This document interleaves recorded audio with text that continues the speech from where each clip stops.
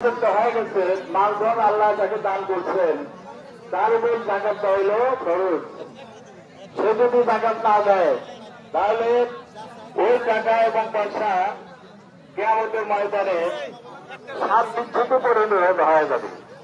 সাত বিচ্ছুতে পরিণত হয়ে তাকে ধ্বংসন করতে থাকবে।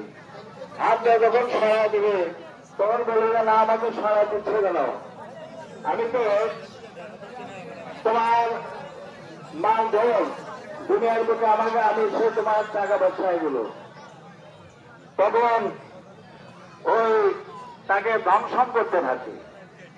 এই জন্য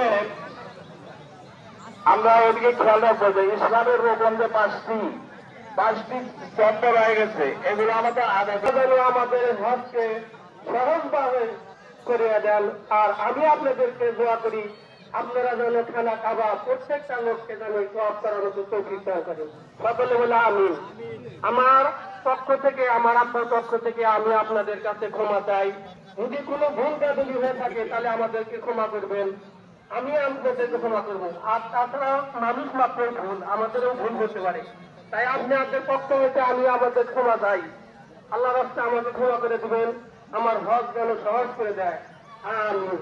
আসসালামু আলাইকুম ওয়া রাহমাতুল্লাহ। صلى لله تعالى ركعتي صلاة عيد الفطر مع ستات تكبيرات واجب الله تعالى